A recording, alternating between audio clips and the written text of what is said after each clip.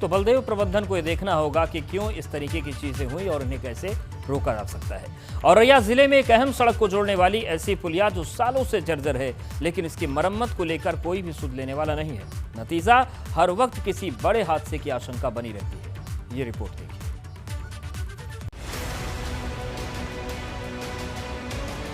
प्रदेश में सड़कों का जाल बिछाया जा रहा है, कहीं हाईवे तो कहीं एक्सप्रेसवे बन रहे हैं, लेकिन औरैया के इस सड़क पर बनी पुलिया को देखकर तो लगता है जैसे विकास यहाँ अपनी बारी का इंतजार कर रहा हो। इस पुलिया को जरा गौर से देखिए। ये पुलिया जिले की रूरूगंज चौकी क्षेत्र के अछलदा बिथुना कन्नौज मार्ग को जोड़ने वाली मुख्य पुलिया है, लेकिन बिल्कुल जर्जर हालत में।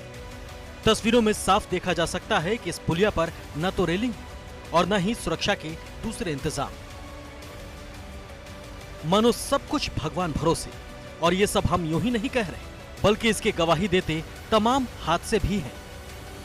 और इसी तरह का एक हादसा फिर सामने आया है। यहाँ ट्रक और डीसीएम की आमने सामने भिड़ंत हो गई, जिसमें डीसीएम चालक गंभीर रूप से घायल हो गया। इस हादसे के बाद मुख्य मार्ग पर वाहनों का लंबा जाम लग गया। स्थानीय लोगों का मानना है कि ये पुलिया 2 साल से जर्जर हालत में है, लेकिन इसे सुनने वाला कोई नहीं। जर्जर पुलिया है, ये 2 साल से टूटी पड़ी है, इस पर कोई कार्रवाई नहीं हुई। कई हादसा हो चुके हैं 2 साल से, और ये जर्जर है बिल्कुल, कभी भी ये धराशायी हो सकती है, इसकी कोई सुनवाई नहीं है।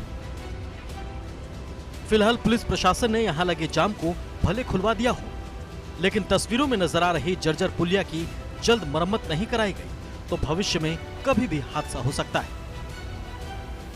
Bureau report, ABP Ganga. और अब बात करते हैं मायावती की। मायावती ने 65वें जन्मदिन पर एक किताब का विमोचन किया और कई महत्वपूर्ण बातें उन्होंने कही। उन्होंने कहा कि बसपा उम्मीदवारों को हराने की साजिश हो रही है, कमजोर लोगों का वोट बांटने में विरोधी लगे हैं और अंग्रेजों की फूट डालो जैसी राजनीति हो रही है। विरोधियों के हथकंडे को कामयाब नहीं होने देना है, हम सत्ता में फिर से लौटेंगे।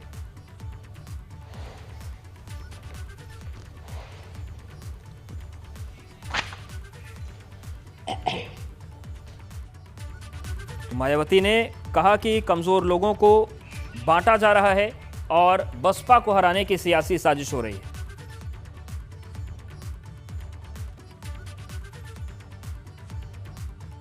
यहाँ जातिवादी, पूंजीवादी व संकीर्ण मानसिकता रखने वाली विपक्षी पार्टियों को अच्छा नहीं लगा और फिर इन्होंने यहाँ बीएसपी के विरुद्ध अंदर अंदर एक होकर वह किस्म किस्म के साम दाम दंड भेद आदि अनेकों हथकंडे इस्तेमाल करके हमारी पार्टी को आगे सत्ता में आने से रोका है।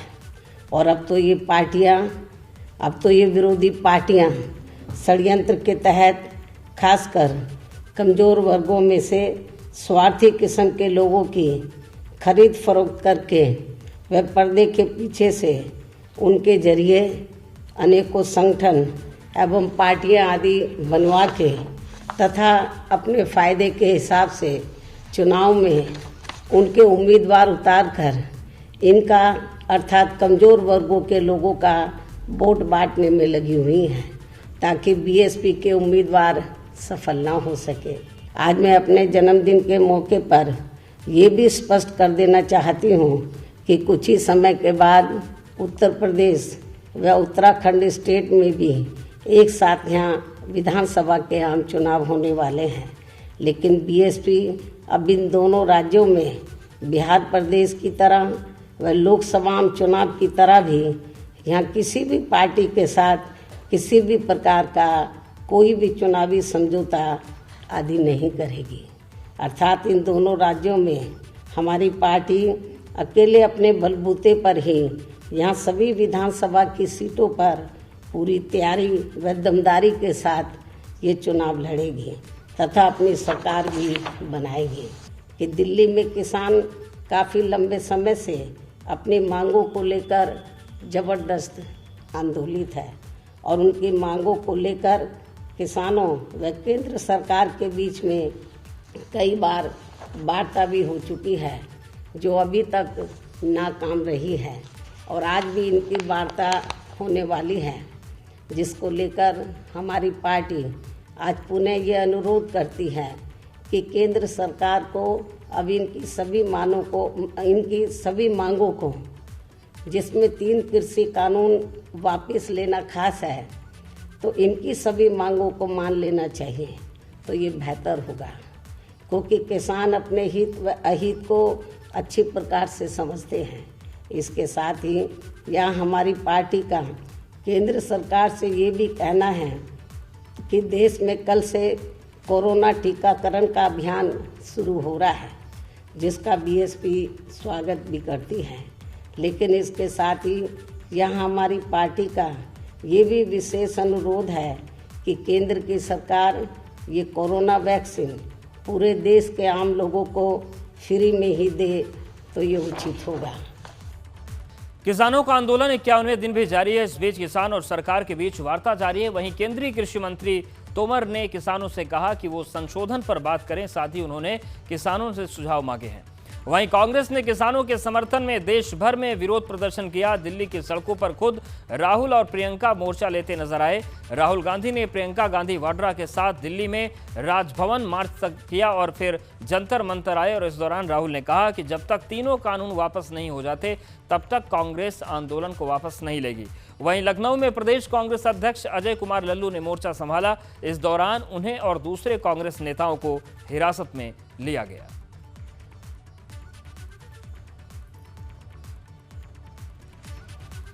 और कोरोना वायरस से निपटने के लिए देश भर में टीकाकरण की प्रक्रिया 16 जनवरी यानी कि कल से शुरू होगी। और इस दौरान उत्तर प्रदेश में भी तमाम जगहों पर टीकाकरण होगा। तस्वीरों में आजमगढ़ और झांसी में टीकाकरण की तैयारियां देखी जा सकती हैं। जहां तक बात आजमगढ़ की है तो यहां पर 4 केंद्रों पर टीकाकरण होगा, जहां पर 400 लोगों को वैक्सीन लगाई जाएगी।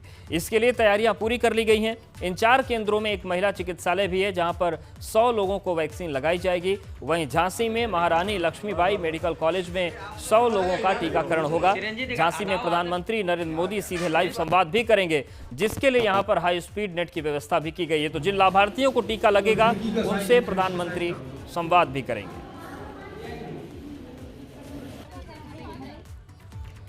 प्रदेश में युवाओं के बीच हथियारों का क्रेज बढ़ रहा है। तमाम सख्ती के बावजूद हथियार लहराने की घटनाएं रुकने का नाम नहीं ले रही हैं। और हापुड़ से एक तस्वीर सामने आई, जहां पर सोशल मीडिया पर एक वीडियो तेजी से वायरल हो रहा है। वीडियो में कुछ युवक अवैध तमंचे से केक काटकर जन्मदिन मनाते दिख रहे हैं। आप देखिए, केक काटा जा रहा है और तमंचे से काटा जा रहा है। इस दौरान ये इतने बेखौफ हैं कि तमंचे से केक काटने का वीडियो बाकायदा व्हाट्सएप पर डाला गया। फिलहाल हापुड़ नगर कोतवाली पुलिस ने इनमें शामिल 2 आरोपियों को गिरफ्तार करके जेल भेज दिया।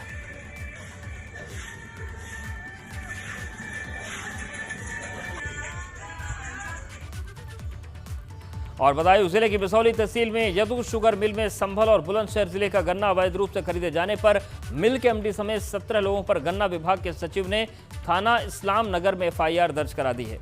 डीएम कुमार प्रशांत का कहना है कि कुछ लोगों की शिकायत थी कि मिल में बिना पर्ची के गन्ना खरीदा जा रहा है, जिस पर गन्ना सचिव मौके पर पहुंचे और जांच पड़ताल की तो ट्रैक्टर ट्रॉली बुलंदशहर और संभल के पाए गए, जिनसे अवैध तरीके से गन्ना खरीदा जा रहा था, जिस पर मिल के प्रबंधन समेत कई लोगों पर एफआईआर दर्ज कराई गई है। उन्होंने बताया कि यदू चीनी मिल पर अभी तक किसानों का 40 करोड़ बकाया है, जिसका भुगतान भी जल्द कराने के निर्देश दिए गए हैं।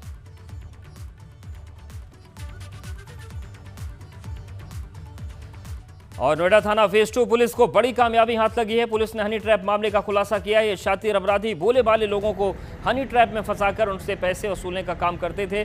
पुलिस ने 2 महिला सहित 7 लोगों को गिरफ्तार किया है। पुलिस ने इनके कब्जे से गाड़ी, 3 मोबाइल सहित कई सामान बरामद किए हैं।